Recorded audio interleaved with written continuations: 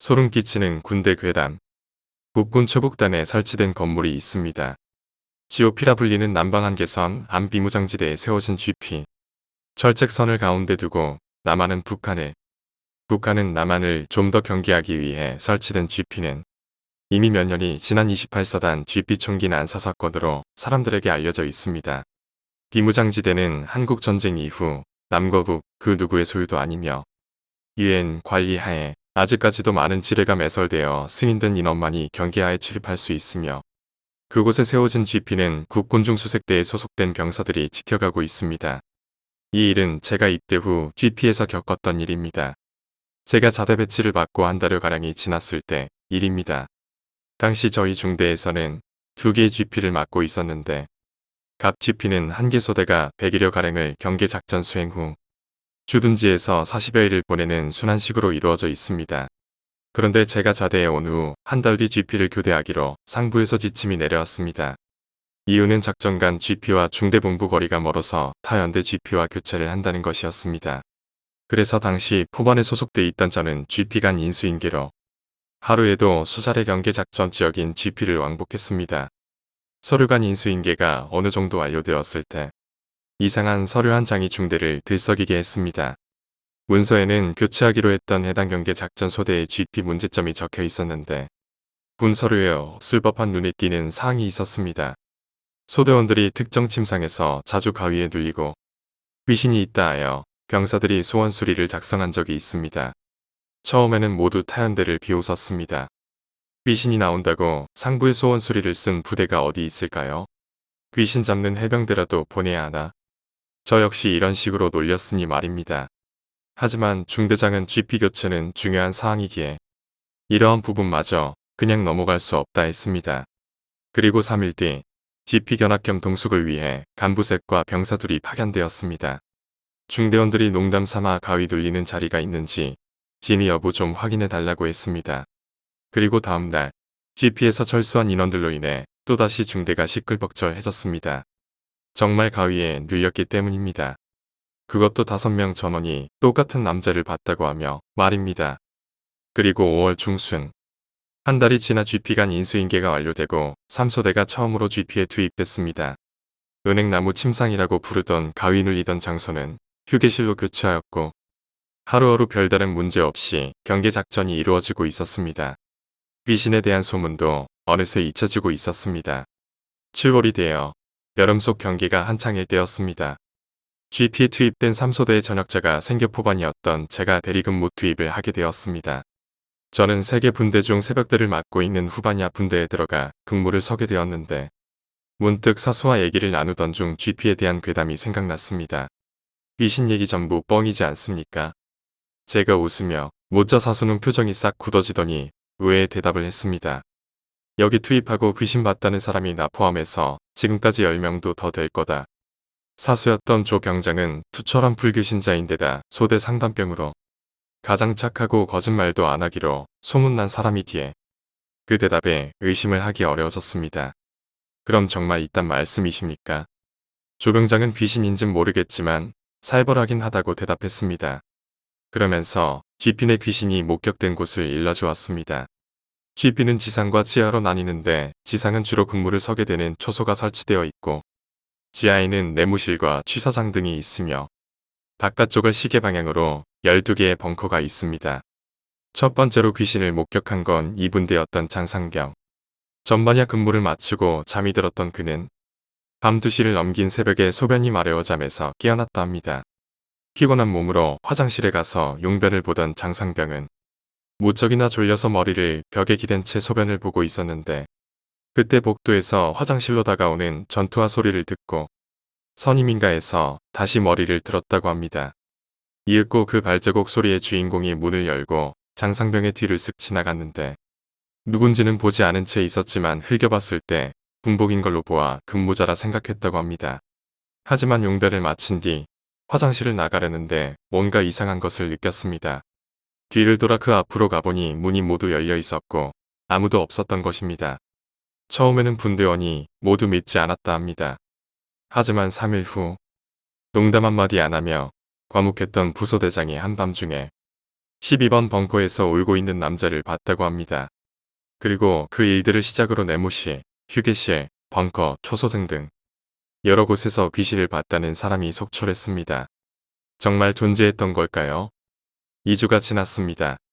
3일이 지나도록 비가 그치지 않은 채 쏟아지고 있었습니다. 아직도 GP에서는 귀신에 대한 얘기들로 술렁이며 진담 반 농담 반 섞인 소문들이 무수히 퍼져나갔습니다. 그러던 중 우연히 귀신에 대한 얘기를 들을 수 있는 기회가 찾아왔습니다. 바로 GP를 교체한 타 연대 인원들이 참모와 함께 GP 점검을 온 것입니다. 사실 아무도 귀신에 대해 알고 싶어 하지 않았지만 괜한 호기심에 타연대 경계병들에게 접근하게 되었습니다. 타연대 병사들은 자기들이 GP를 맡고 있을 때 있었던 기이한 일들을 얘기하기 시작했는데 놀랍게도 우리가 겪인 일과 너무나 흡사했습니다. 그리고 그 병사들은 귀신의 정체를 알고 있는 듯 했습니다. 낡은 전투복에 전투화, 눌러쓴 방탄 헬멧. 때는 GP가 세워지고 얼마 지나지 않은 80년대였다고 합니다. 당시 군복무 중이던 병사들은 지금의 GP에서보다 훨씬 긴 경계작전을 수행하고 있던 때로 경계작전에 사열을 기울이고 있던 어느 여름이었다고 합니다. 천둥소리와 빗소리가 전지를 뒤덮은 비무장지대에 폭음이 울려 퍼졌습니다. 모든 병사들도 재빠르게 방탄조끼를 착용하고 총과 탄을 갖춰 각자의 위치로 투입됐습니다. 하지만 이어지는 폭음은 없었습니다. 5분 정도 지났을까? 한 병사가 폭음의 원인을 알아냈습니다. 그건 북한군의 도발도, 낙뢰로 인한 대인질의 불발도 아니었습니다. 12번 벙커에서 한 병사가 자살을 한 것입니다. 한 손에 편지와 한 손에 수류탄을 들고 말이죠. 그 편지는 여자친구로부터 온 이별통 지서였다고 합니다. 12번 벙커는 정저로 앉아있는 하반신과 이리저리 흩어진 상반신의 살점들로 피범벅을 이루었다고 합니다. 이후 소대는 사체 근처로의 출입을 그만 채 그의 부모가 당도하길 기다리고 있었습니다. 국내 사망자는 조정 여부의 문제로 부모가 직접 사체를 확인하기 전까진 시체를 건드릴 수 없기 때문입니다. 3일 후 그의 부모가 도착했답니다. 해외에 계셨던 부모님은 형체가 없어진 외아들을 보고 말을 잃었고 이건 이후에 접한 이야기이지만 당시 사망한 지 이틀 방치된 동안 살쾡이들이 사체의 살점을 물어가고 한여름이라 파리가 들끓어 시체 속에는 구더기들까지 기어다녔다고 합니다. 부모는 오열하다 못해 기절하고 직후에 여자친구가 도착했다고 했습니다. 소대원들이나 부모나 그 여자친구를 좋게 볼 리 없었습니다. 물론 그녀 나름대로 사정이 있었을 테지만 상반신이 없어진 남자친구를 보며 울고 있는 그녀에게 모두가 욕설을 퍼부었다 합니다. 이후 그녀도 자살을 시도하다 가까스로 목숨을 건졌다고 합니다. 제가 들은 내용은 거기까지였습니다.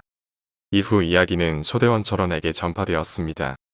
몇몇은 거짓말이라 했지만 12번 벙커에서 무슨 일이 있었던 것만큼은 확실한 듯 했습니다. 그 벙커는 12개 중 유일하게 벽이 세워져 출입을 할 수 없는 곳이기 때문입니다. 그리고 그날 밤도 어김없이 비가 내리고 있었습니다. 천둥 소리가 곧 있으면 낙뢰도 칠 것 같이 거칠었습니다. 순환식으로 각 초소 근무를 교대하던 저는 장병장과 함께 고가초소에서 근무를 서고 있었다. 고가초소는 초소 중 가장 높은 초소로 2층 이상 높이로 설치되어 철제로 된 계단을 올라가도록 설계되어 있었습니다. 그래서 계단을 오를 때면 탕탕 소리가 항상 들려왔습니다.